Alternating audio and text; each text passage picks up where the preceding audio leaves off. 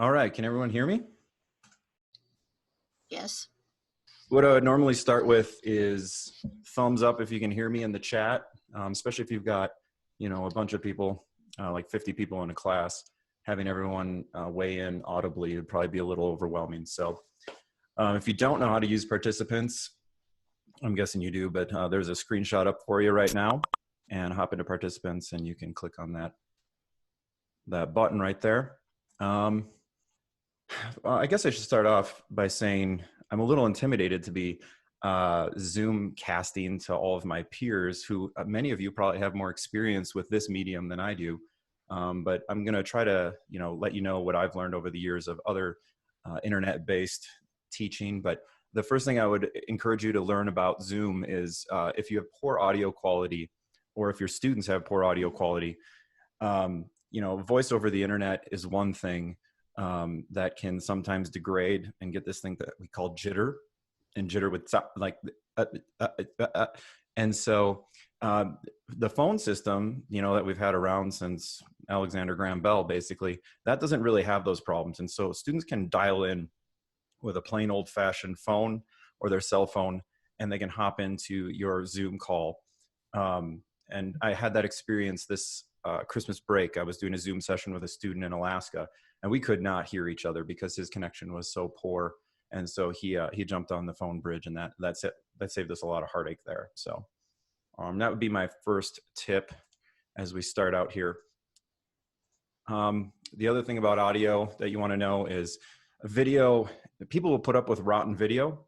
They will not put up with poor audio. So if you can't hear, if, like I say, there's jitter, that's going to cause people to probably just bail on your call altogether.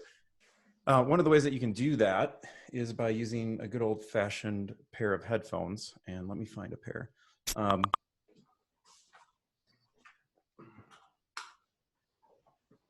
And so what you're trying to do is keep your audio from coming out of your computer and going back into your headset or into your microphone. And so if you just put on a pair of headphones, it's going to stop that audio from being in the room and ambient, and it'll keep from getting feedback. And you'll know feedback when you hear it, because it's going to be that big old woo, that you hope you don't hear when you're running the soundboard at church. And the other thing I would just encourage you to do is have everyone mute, because that just also helps with the background noise factor of, like earlier I was talking to someone online, and somebody opened the garage door and you could hear it through my headphones. So all right, the next thing that I've learned about teaching with technology is that we go by the pirate code. And so when I teach in Beckman 113, I've got 30 students, and we're all trying to walk through these assignments at the same time. And what I found out early is that if you try to help everyone get to perfection of their solution working, you generally will spend half of the class trying to help 2 people have a better experience while the other 28 are waiting around. So in CIS classes, we go by the pirate code, which sounds heartless, but tech problems do happen. And the sad fact is we can't help everyone. And so if you're starting up a synchronous Zoom call, you just don't feel bad if there's 3 people that can't hear, but there's 25 that can. Chances are those 3 people have a problem that you can't solve. And so rather than sitting there for a good long time, it's probably just time to move on. So can you give me either thumbs up or thumbs down if you think that's a good idea? I'm going to go ahead and clear all of our responses. Is that heartless? Okay. My TAs think it's a good idea. By the way, I have 3 or 4 TAs in here. And if you have questions as faculty members, please don't, please feel free to break into the audio and ask me a question. But if you have a question that you'd like to ask of student experience, they were really helpful in yesterday's talk. So, all right, moving right along. Here's my street cred. I'm not going to spend much time on this slide. This is why I'm giving this. I think I've learned probably the most from my son, whose YouTube channel is fairly successful. But I think as we get into more of this, I just want to acknowledge that connecting with students is the best part of our job. And so if you think I'm telling you like, hey, give up and go to the dark side and only be online and, just, get over it. That's not really true. I really enjoy connecting with my students. That's one of the, like I say, the best parts of my job. However, there are a group of students that I have found through online tools that I will connect with better. And they're usually the shy ones that sit in the corner and don't say anything for the whole class. And I'm sure we all have those types of students, but they will kind of come out of their shell with a couple of the tools that I'm going to show you today. All right, the next thing that I'm going to do is, if I'm doing a synchronous class, I'm going to just establish the rules. Number one, your video is always on. So if your video is on, I know you're there. If we have terrible internet outages or slowness, then we might back off of that a little bit. But that's probably a good point to address right now. We're doing all this training, and there's a part of me that just wonders, the internet probably wasn't architected for all of us to go home and work all at the same time. And it probably wasn't architected for all of us to send our children home and work on school at the same time. Like, I know right now, I've got a Netflix, Disney Plus ban in the house, because I know if my kids start watching movies or something, this stream is gonna go down, and you're all gonna wonder where I went. So we'll see if our neighborhood internet connections can hold up to the challenge.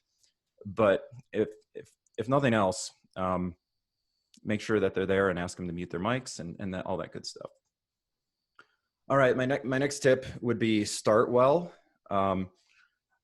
If I show you, like, I've got a paper script of everything I'm doing today, because I figured out that there's a lot of technology transitions that are coming up in this presentation. And if I didn't have, like, I have 3 web browsers pre-prepped for things I want to show you. I've got a second camera. I've got a lot of things going on. Maybe you're just going to start your stream and just start talking to people, and that's fine. But make sure you're ready to go and you have a plan. I think, is there any communications profs in here? I thought I saw Susan. I taught out of this book called Leadership Communication a long time ago, and these 3 models have kind of been rolling around in my mind, as far as, like, how are we going to do this, and how are we going to do it well? And I'm going to try to use Zoom's annotate feature here. But my goal is to not do this, right? I don't want to have a one-way communication where there's no feedback. In fact, I'm feeling a little bit like that right now. Nobody's like breaking in and making sarcastic remarks on me or something. But and no, TAs, you're not free to do that. We can start if you want. Oh, okay. Who is that? I can see. Is that Richard? Seth Rodriguez. Oh, okay. So anyway, thanks for breaking in and making it where I'm not the only voice I hear in my head. This model, I think we can probably get to. The third one, I'm not sure. I'm not sure I can get that kind of feedback from an online model. But in any case, I'm probably going to be, personally myself, I'm going to be going to more of an asynchronous learning with a couple of synchronous meetings a week to connect with students. But if we're going to get through this, I think we have to get through the stages of grief quickly, as far as not seeing our students face to face. We're going to adjust our tactics, maybe throw in some new tools. And then I think the most important thing that you can do is fail forward. And if that's not a term you've heard before, I think it's really important for this phase of our educational career. I also think this is a great opportunity for us to learn a bunch of things that we can then re-infuse back into the face-to-face classroom. So that's at least my hope. Moving along, the first tool that I want to show you today that I have used over the years to get feedback in a face-to-face environment, and I always forget to clear my annotations. So there we go. All right, is Socrative. And I don't know if you saw in the opening slide where it asks you to get queued up as a Socrative student, but I use this to take stock of, are they actually paying attention? Did they hear the question I just asked? In my classroom, I would probably have students on their phones with the mobile device, but let's go ahead and we're going to do a demo of this. So I'm going to go through 3 slides that would be slides that you might teach in a class. And so I'm going to hopscotch between those slides, and we'll see what the faculty perspective of this looks like, and you'll get to see what the student perspective looks like. But right now, if you're on the student side of things, I'm going to go ahead and just stop my presentation real quick. If you're on the student side of things, I would hope that you see something like this. And if you want to join my room, you would just type in Prof. Poirier, P-O-R-I-E-R. I know it's not the correct French spelling, but my family changed it over the years.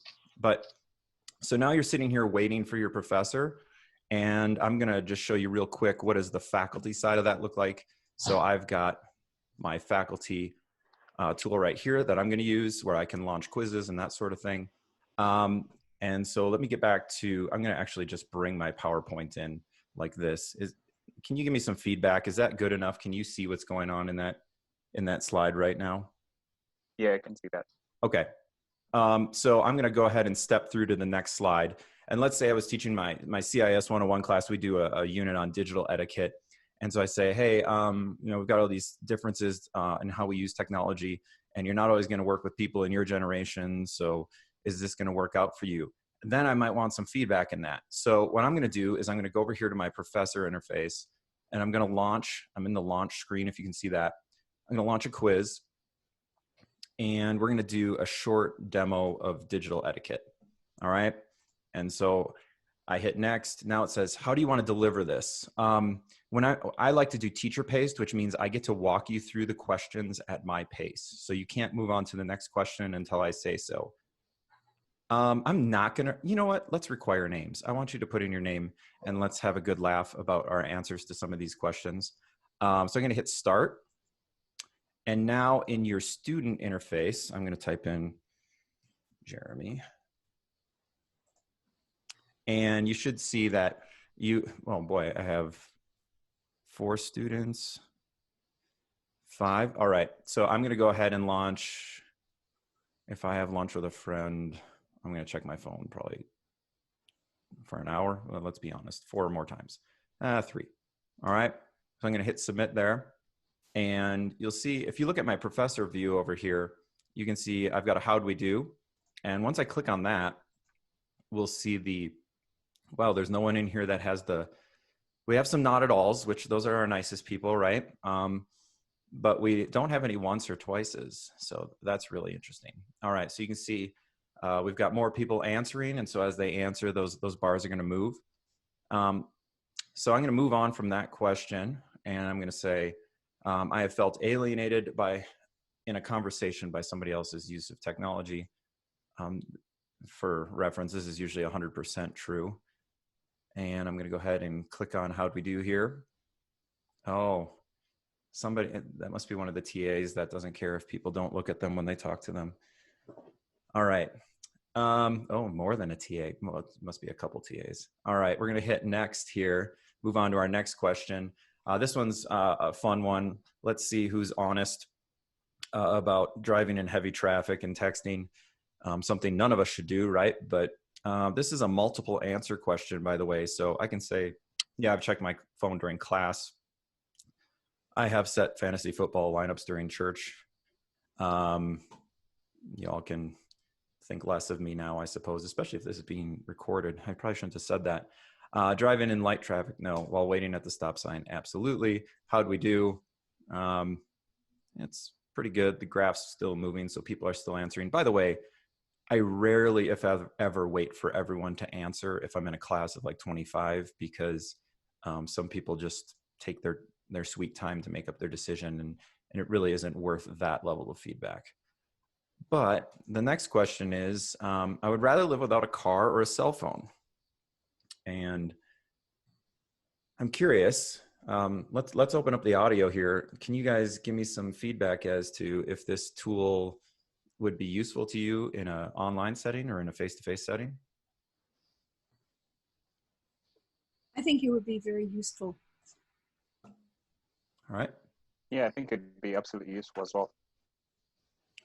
I have had oh, I'm sorry, go ahead. I just said I agree. Okay.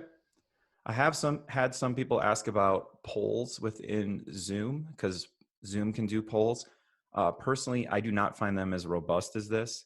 I also don't like that I have to create those polls a really long time ahead of time. It's just not as easy. And so I'm going to show you another demo here. So I'm going to go ahead and finish up this really short quiz.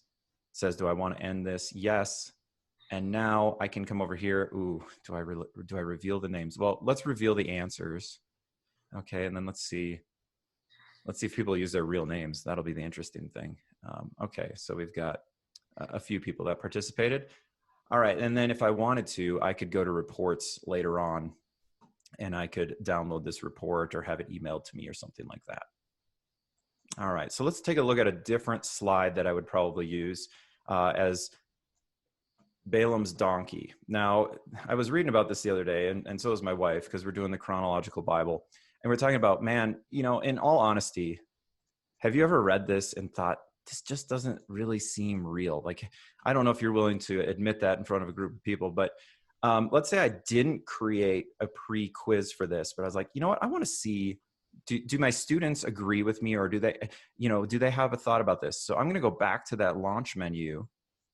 And if you notice down on the bottom, there's quick questions. And so quick questions, we don't preload. We just say, I'm going to do a true false. So true, if sometimes when you read that, you're like, man, I'm having a hard time believing this, or false if you don't. So I'm going to go ahead and hit true, or maybe I'll hit false to change our bar here a little bit. And that's just a really quick way to grab some feedback. And I think it's pretty effective, especially in the online format. The next slide is a little bit different. We're going to do another quick question again. But let's say we're talking about cabin fever, and I'm just like, you know what are your ideas for avoiding cabin fever? And so I'm going to go ahead and pull up a short answer. Now, when you pull up a quick short answer, it tells you can type in the question here. I'm not going to do that because my slide kind of says, what are your ideas? And so I'm going to hit start. And I'm going to go back to my student interface here. I'm going to type in, go for a hike. Letting my dog walk me. Yes, I had a dog that did that once. All right. Now what we're going to do is we're going to convert this question into a vote. And so once I hit start vote, you're going to see on the student screen, I'm going to pull that up, bring it over here. When I hit start vote, now we get to take those options that we've typed in, and we get to say, I don't want to watch Netflix outside. I don't have a dog. I want to go for a hike. Now, the place where this might be useful for you in your instruction is, let's say you have students that are doing reading, hopefully, and they're pre-preparing for class, and they hop in, and if you have a large class and you're doing a live stream, you might say, well, there's 35 people in here. Could you go ahead and they'll do a quick question. Could you tell me, of the topics we covered in the reading, which was the one that you struggled with the most? They can all type it in, and then you can say, all right, I'm going to put it to a vote. Which of these would you like to cover in more depth right now to start out the class? And so that's the way I would plan on using that. I'm also going to finish that out. And you'll notice that once I finish that, the student interface is just waiting for the next thing. So they can keep that open the whole class. They can keep it up on their phone or whatever they choose to do. So I'm going to go ahead and move forward unless anyone has any questions about Socrative. All right. Jeremy, I'm assuming the I sign do. up is pretty simple. Yeah, it's free. There's a link. Actually, let me bring up, if you've been in the Blackboard course that they've created for us, Making the Transition to Online Teaching, if you go down to the bottom, there's one that I've named Poyer Workshop. And in there is a link to Socrative. And just before this call, I created a screenshot or a screen capture walkthrough of how to create a pre-created quiz. And I'm going to post that to this area as soon as we're done with this call. So you'll see that show up on the bottom here. And it's free. It's super quick. And really the thing I like about Socrative is it's just made to be like really elegant and simple, so that even if you're an elementary school teacher with, a group of third graders with Chromebooks, there's not a lot to get in the way. Lena, did you have a question as well? Yes, I did. And mine is mostly regarding bandwidth and Socrative, because I gave the worst test ever Monday online as a trial, and it was an unmitigated disaster.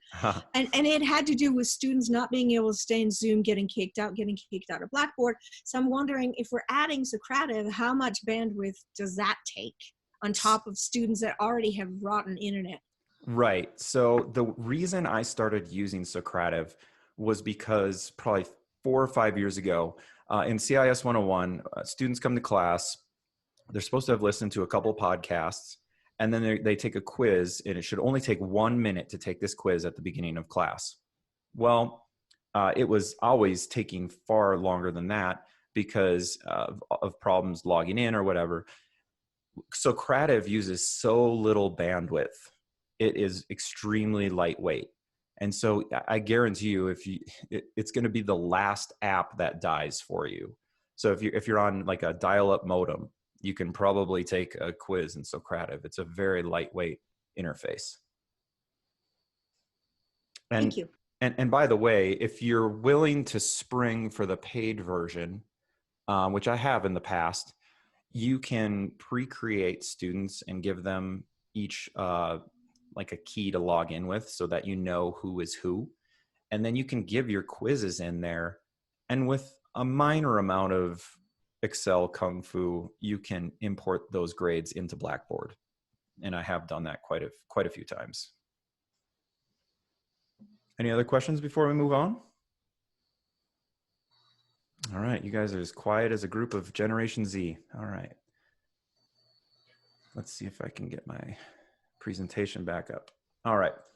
So the next tip is dual monitors. And I could not live without dual monitors. And so I have in my setup yesterday, when I gave this face-to-face, I showed them my live monitor and my control monitor.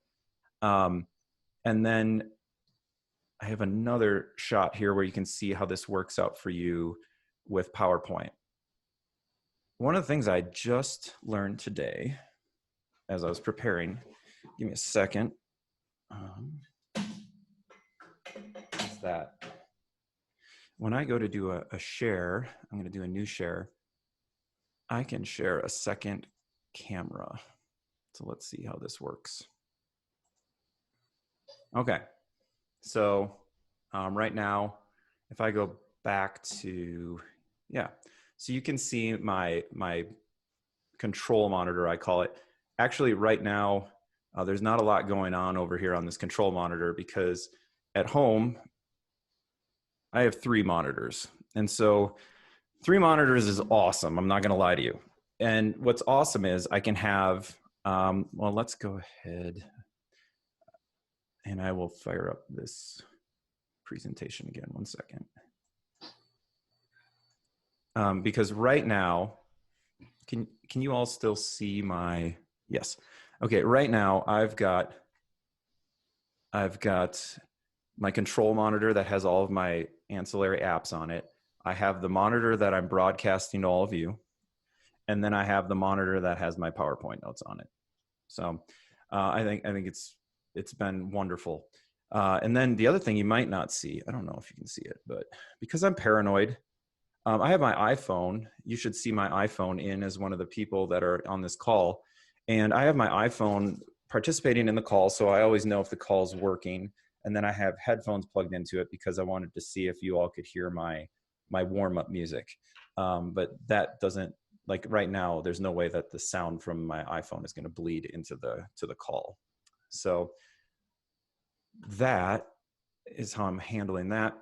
And let me see, where's my sharing?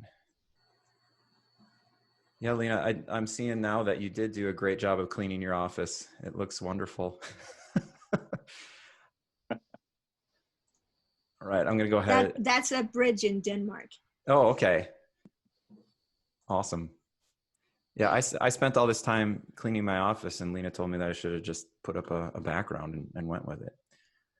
All right, so the next thing that I want to talk about, and let me see. If you could, in the Zoom chat, could you give me a thumbs up if you use Blackboard a lot, or a thumbs up down if you're just like, I'm not really a Blackboard person? Interesting. Okay. I think the thing that I've really found is that when I look at people's Blackboard setups, we all have really different ways of going about in Blackboard.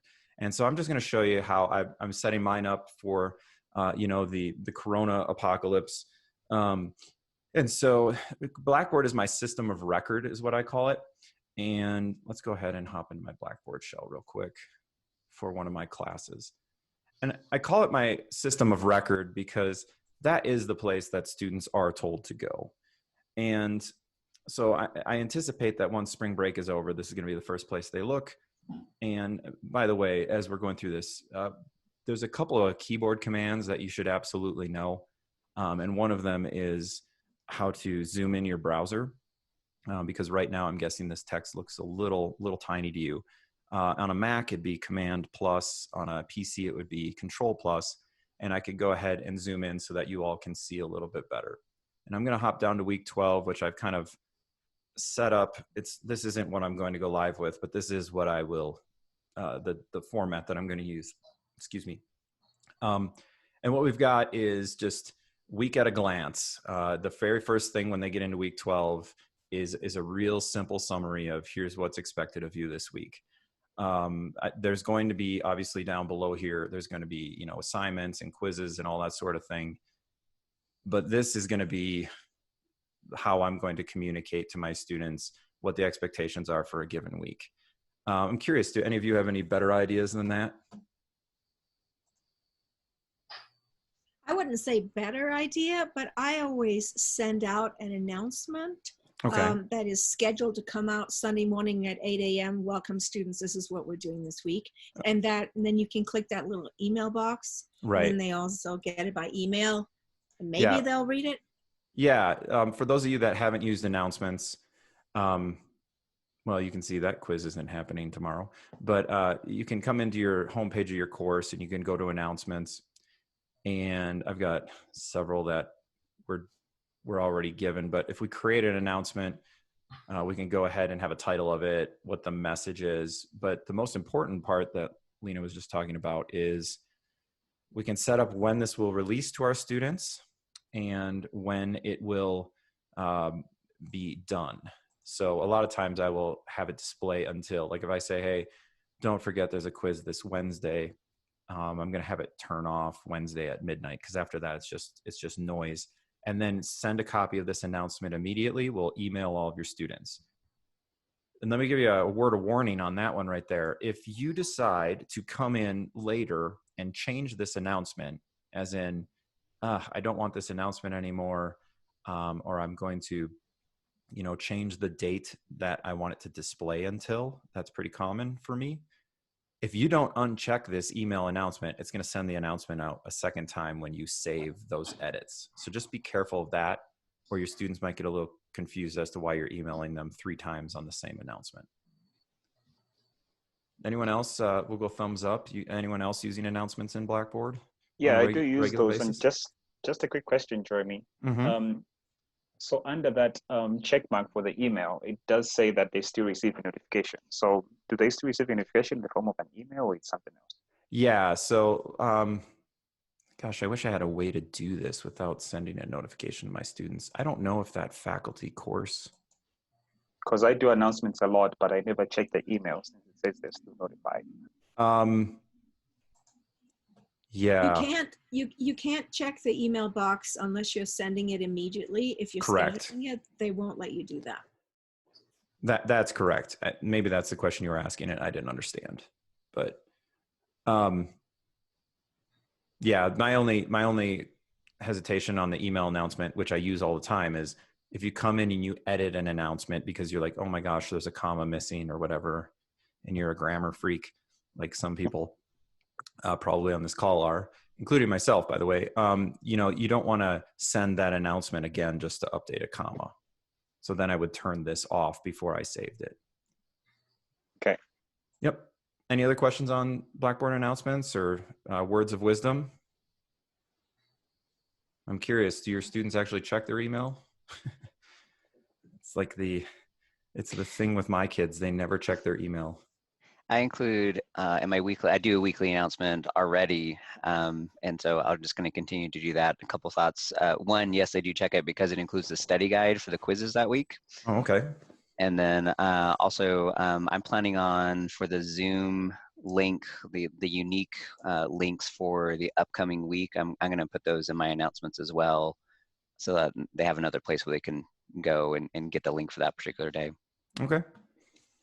Jeremy, Yeah, go Answer ahead. your question. Not only do they not read the email, but if they do, they don't read but about 4 or 5 of the words.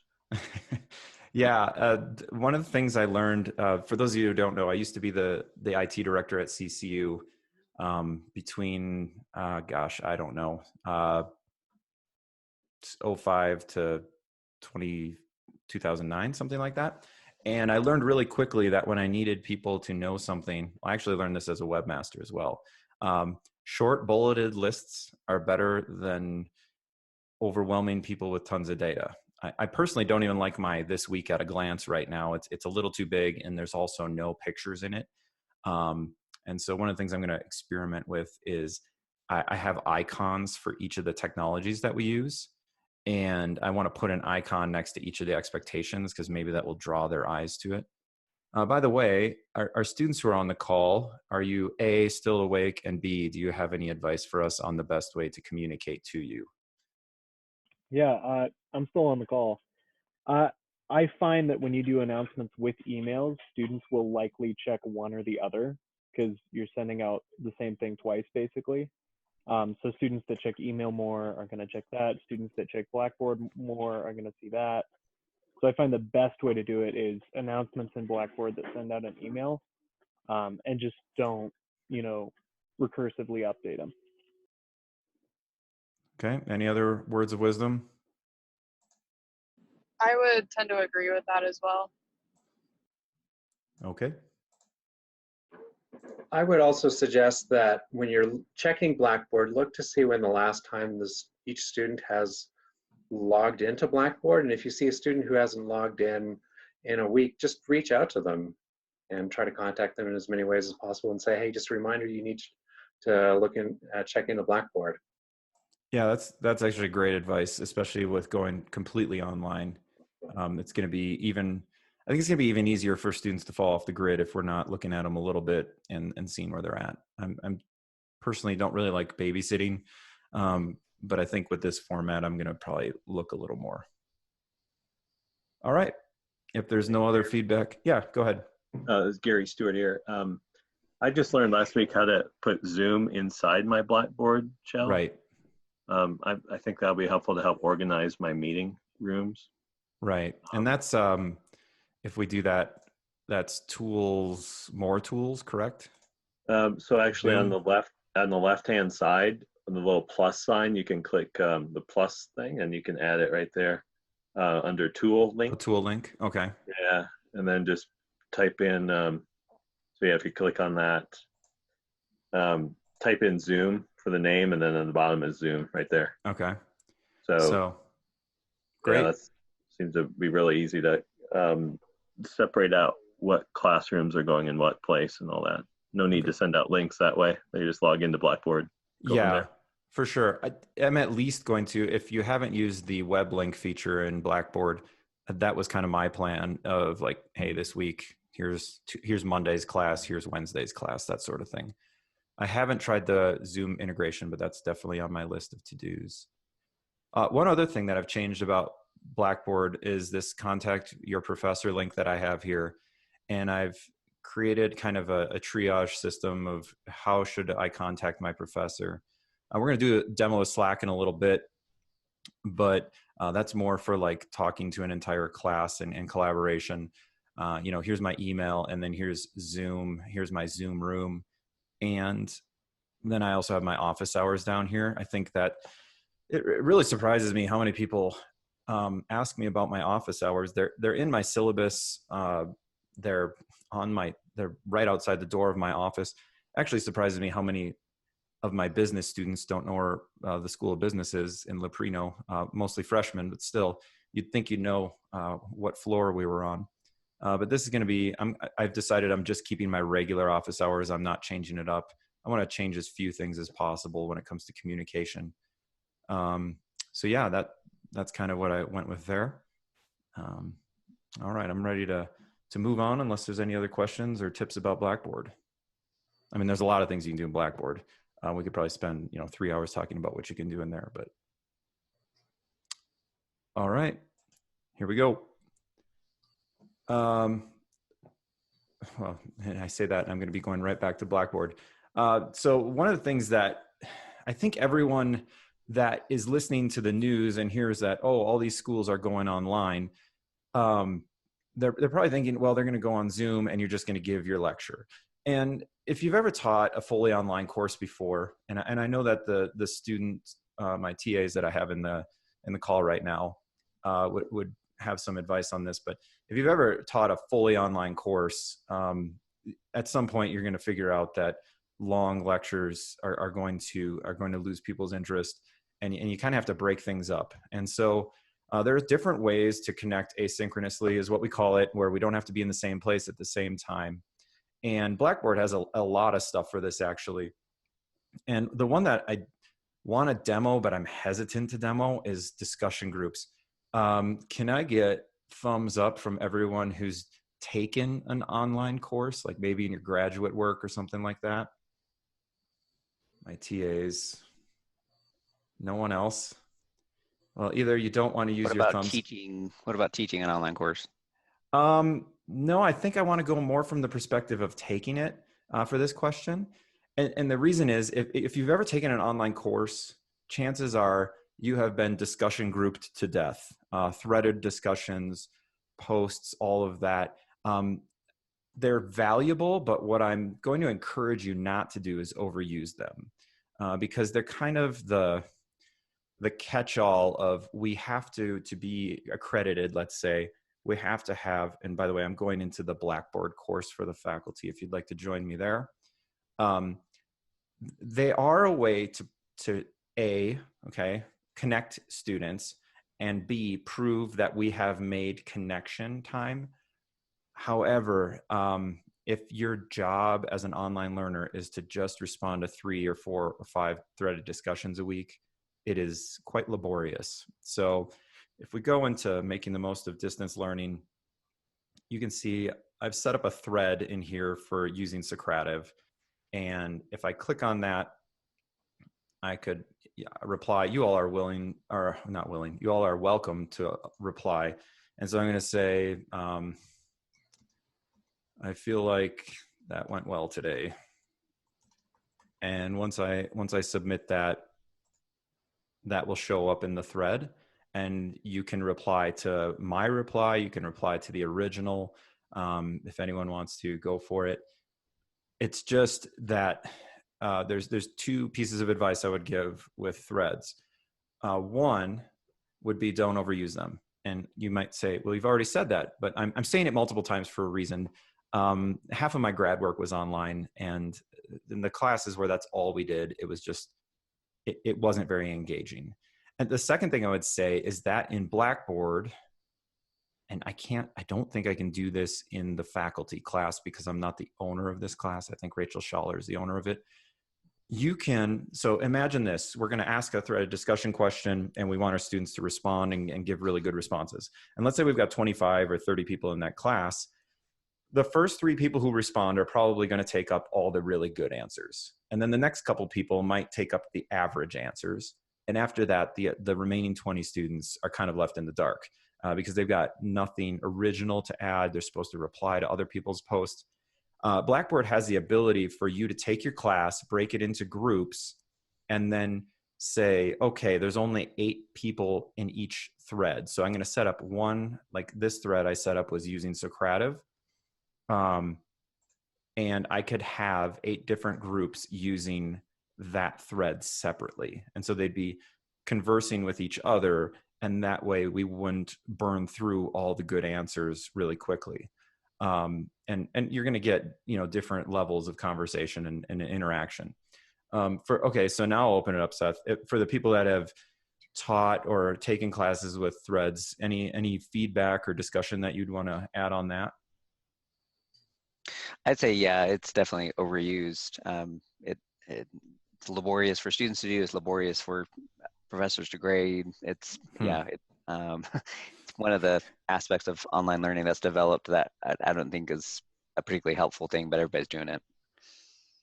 Yeah, I would agree. Go ahead. Sorry. I was going to say I would agree. And even though I wasn't supposed to, I cut my threads back to 1 response per person. Okay.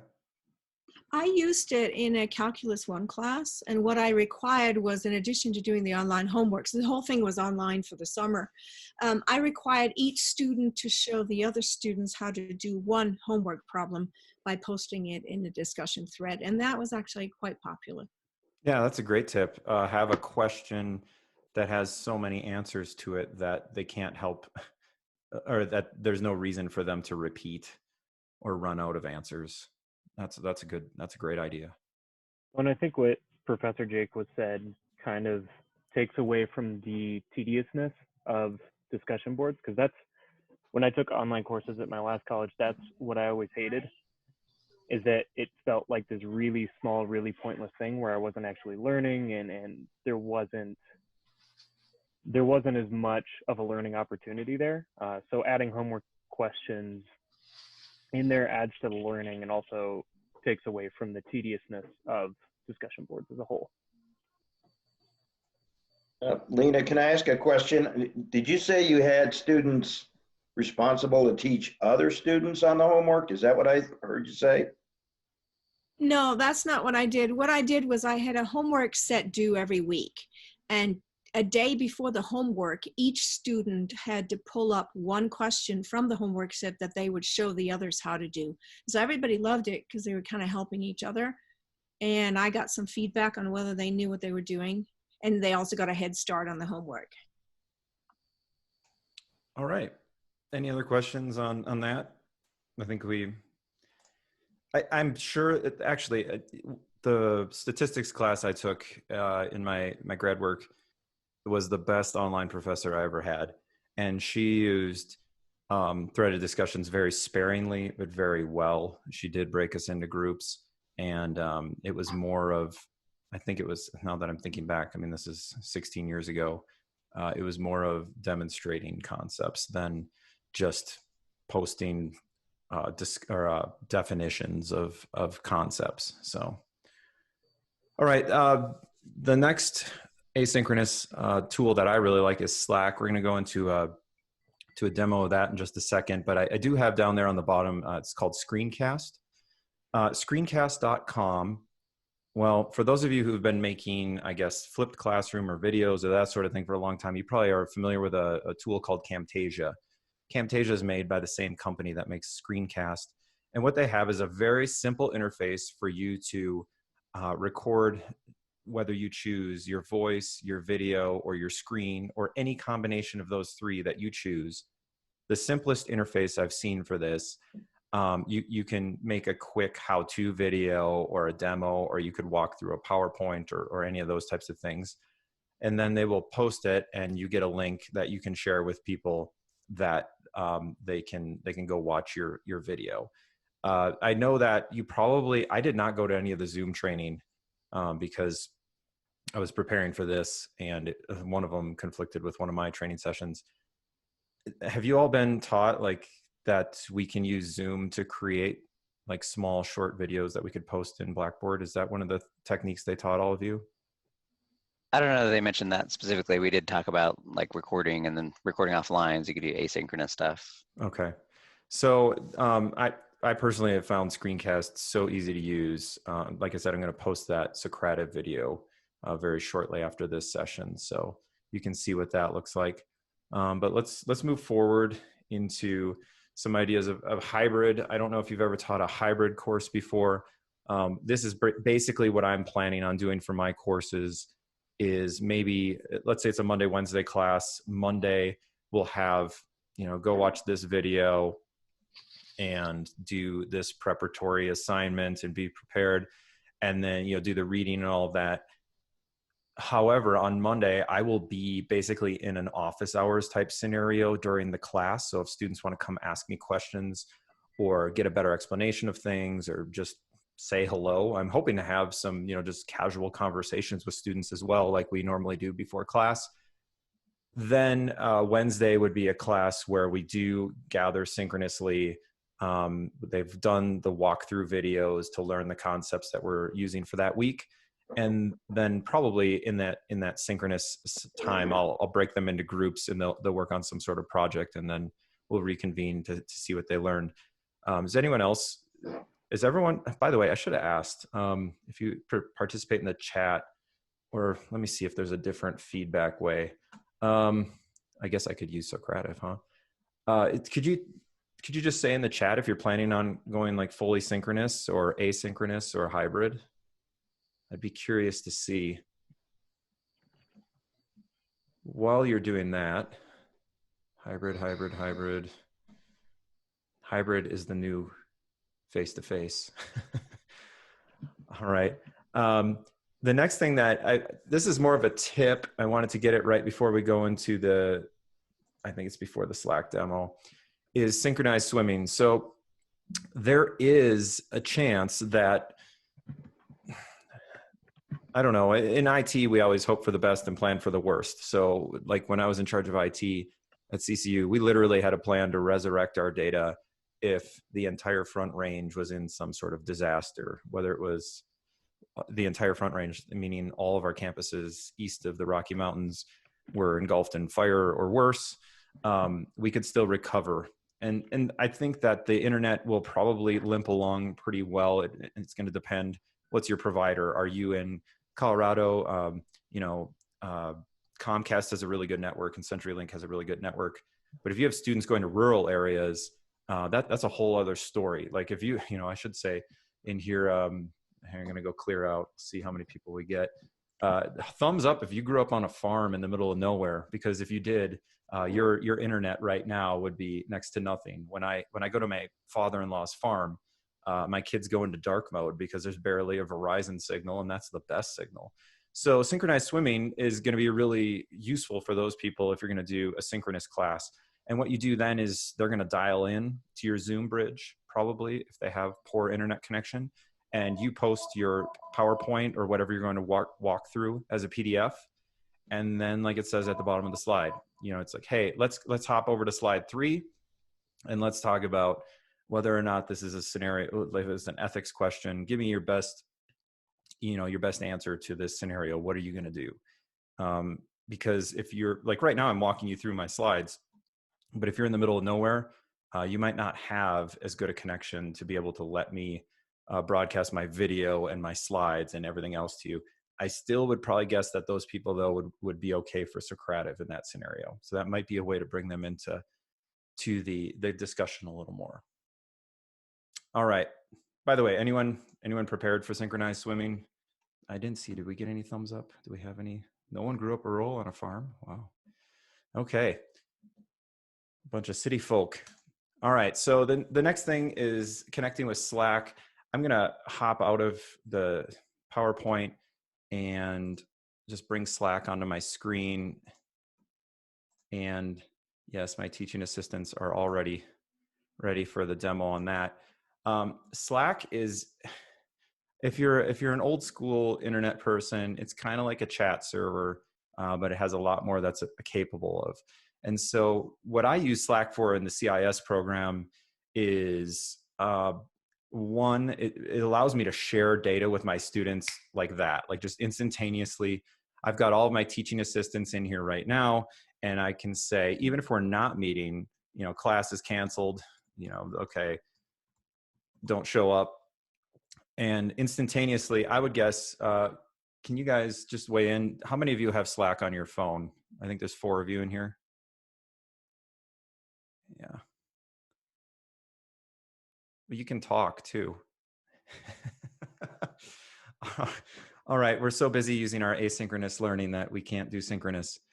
Although that is very Gen Z. Oh, Christian, do you still not have a phone that could do any type of app? Are you still going retro? So what I like about Slack, first of all, is that it is mobile native. It's really great on a phone. And so my students generally put it on their phone. And if I send them class is canceled, they all get a notification on their phone right away. It's kind of like a text message. If they want to, they can mute notifications from me. That's fine. That's their choice. But the next thing that it does is I can group them into different channels. So I don't know, this isn't really large. So I don't know if you can see, like this channel's brand new because I just brought it up.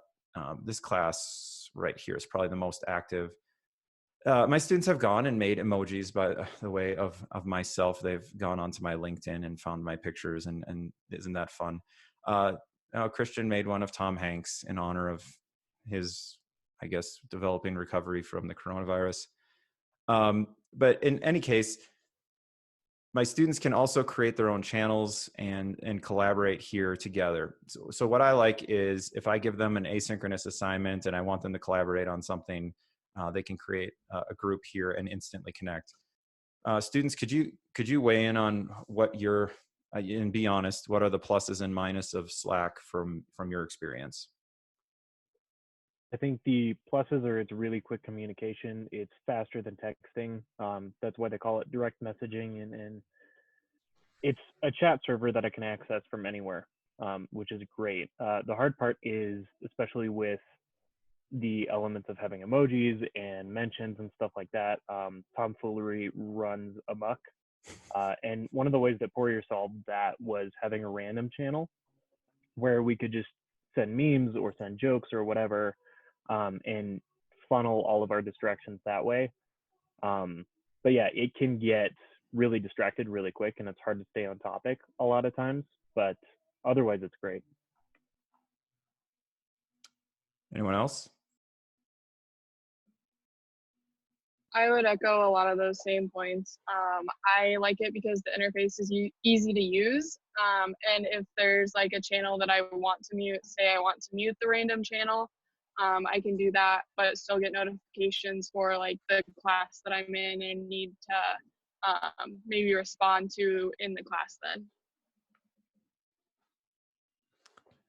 All right. I will finally say that the reason that I like Slack the most, one is I can communicate to a bunch of students really quickly. I don't have to go into Blackboard even. I can just pop it up on my phone. And I don't know that I can prove this to you in any way unless you were to go ahead and try creating a Slack channel for your classes. It behaves in the social media communication way that students are used to dealing with. And so I feel that I get more communication out of them, especially down in direct messages.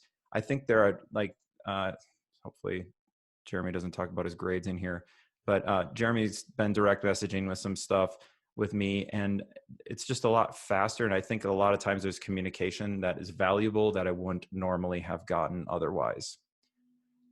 So I would encourage you, if you want to try it, where is my Chrome browser?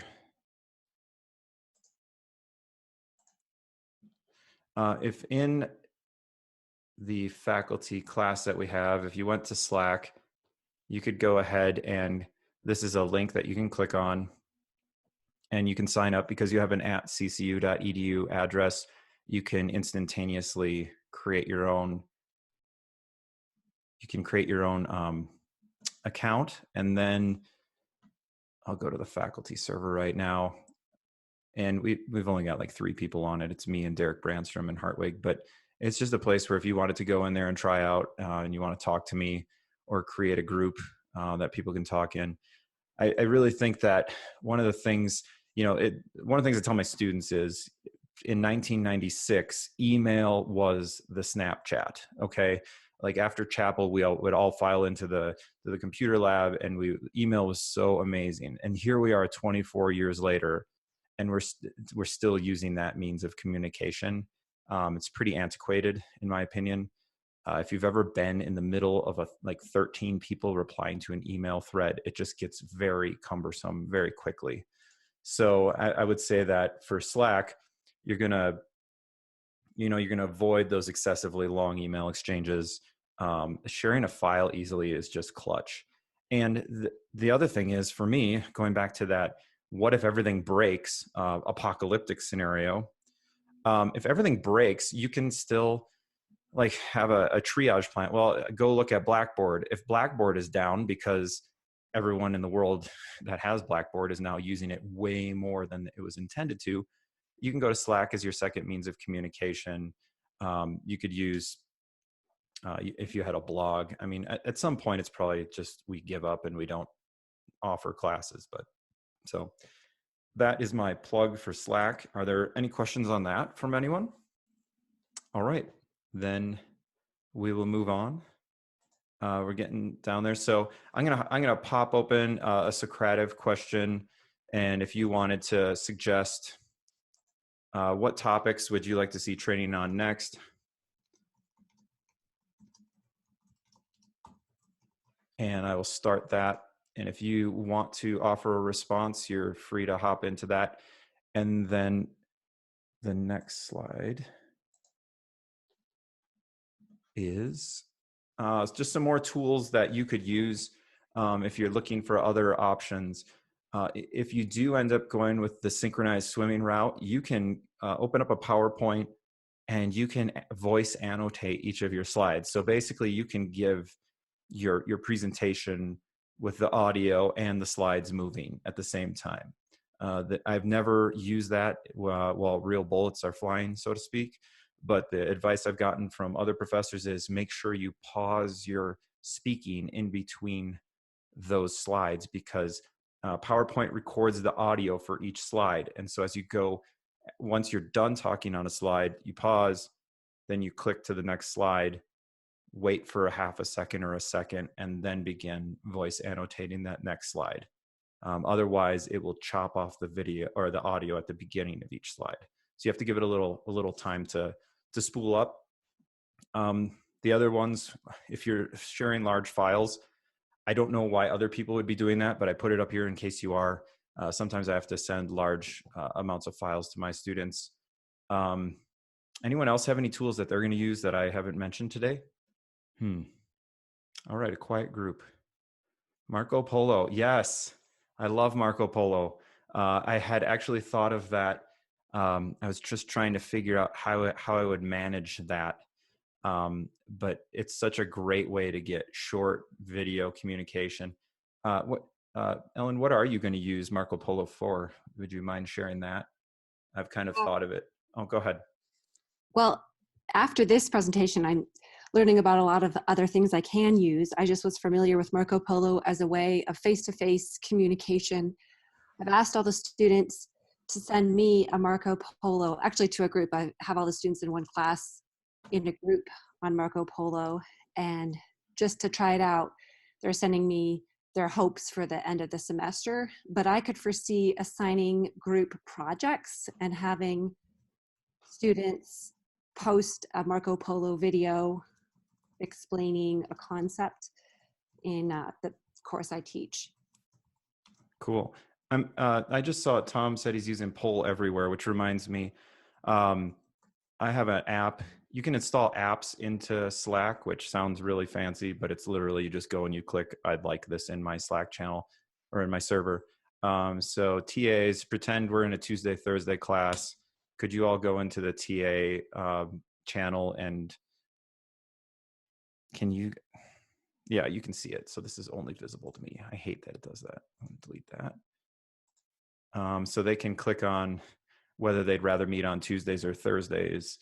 So creating a quick poll. This is another thing I like about the asynchronous means of Slack is I could put this poll up there and I could wait for a day and see what students respond and what the eventual answer is. So that's I've never used Poll Anywhere, but that sounds like a good idea.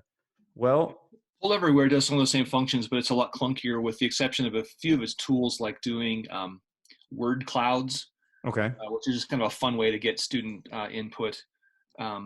It's free for faculty if you have less than or fewer than 40 students in the class. But it works well in the classroom. It looks to me like Slack probably works better for online. Okay.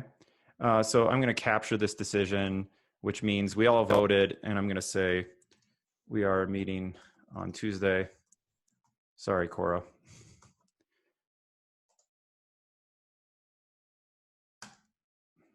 All right. By the way, Cora, if you did get your puppy today, you should post a picture of it in Slack. I get it Saturday. Oh, you didn't delay getting a puppy for this, did you? No, I'm in the car right now. Okay. Oh, wow. Hopefully, did you dial in or are you on voice or voice over IP? Dial in. Okay. All right. Well, that is all I have.